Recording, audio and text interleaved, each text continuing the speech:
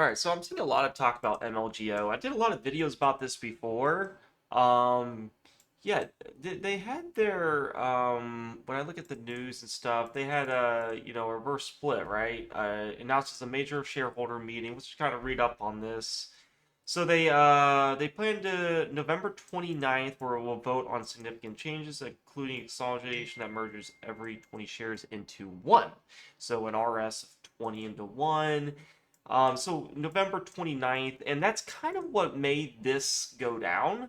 And then they also strike a 23 million convertible note deal. So we went down after hours of according to this, and we went quite down to some. You can see right here when they released that news, we went down quite a bit, tumbling down about 22% from the lows, and then we kind of rebounded because you can't sustain this area, as you know with my strategy when you tug these lower bands, especially on a 1 minute, when you give it time distance, anything that don't touch this EMA 20 in about 30 minutes, we look for this rejection up. And yes, you could make good money from here, about 10%. But this one went up quite a bit. We went all the way up to that 15% area here, and then we kind of just, been stagnant all throughout this after hours, right? So, yeah, this is a very interesting one.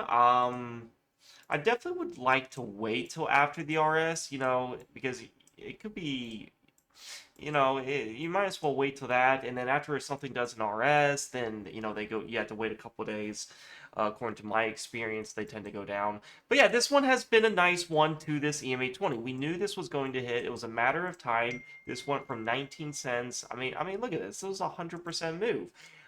If you're chasing this, then you need to probably do a different strategy with pennies. You just never chase pennies. I mean, this thing can go down forever, right? You want to catch these bottoms, and you want to make sure you're catching a precise bottom.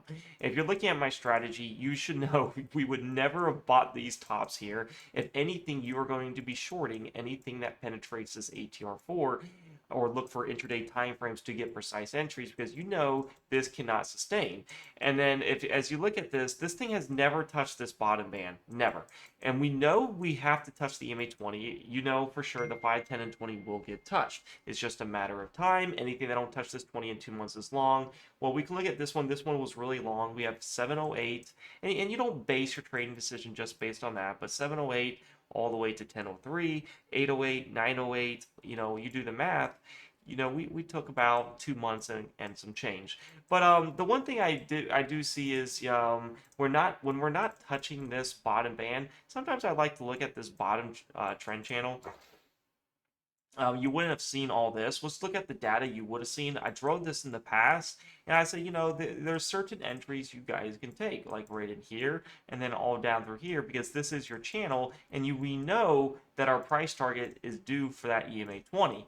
And so, these don't look like a lot, but if you do these channel plays, you're due. I mean, look at that, 61%. I tell my members in the Discord, you always take 10%, always, and then you trail and stop the rest.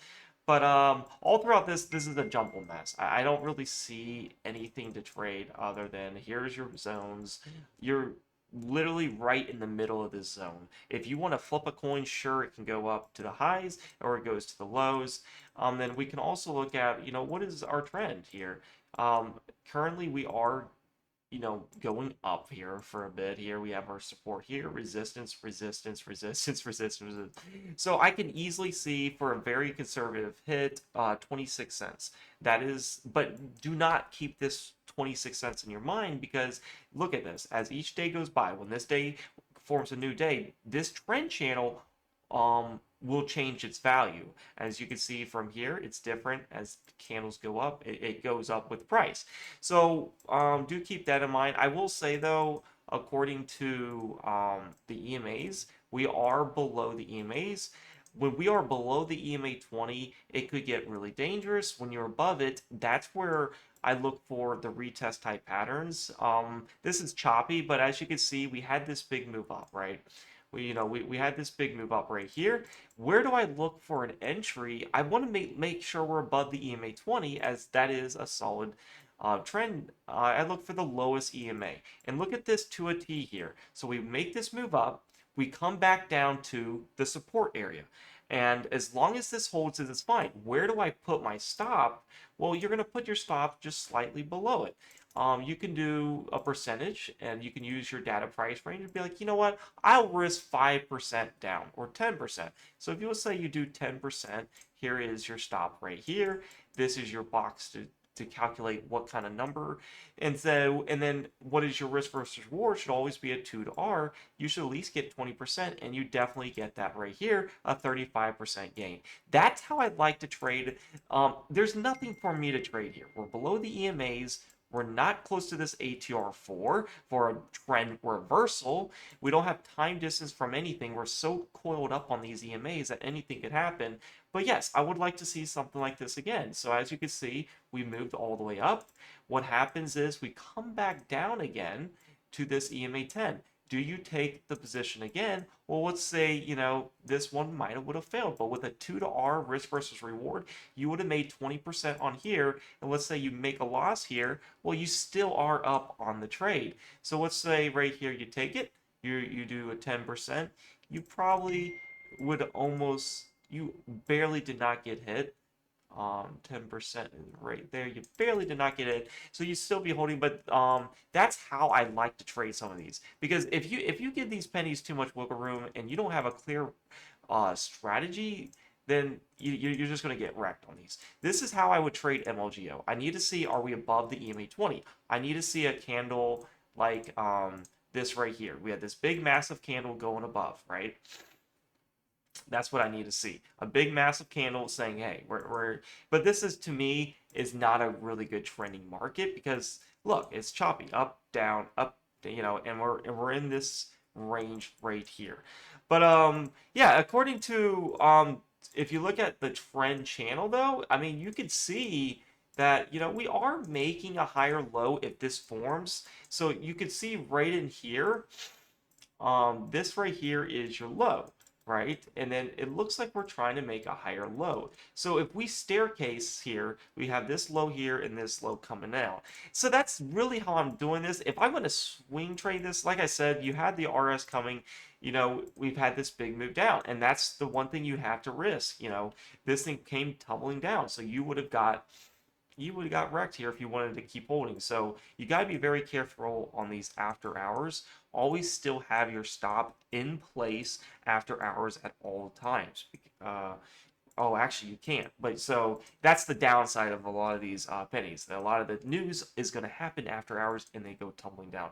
Nobody should be in this trade, in my honest opinion. I don't think this is a solid trade. It's just all guesswork. The only people that are in this trade are saying it's just too low. It's like, oh, we made a new 52-week low.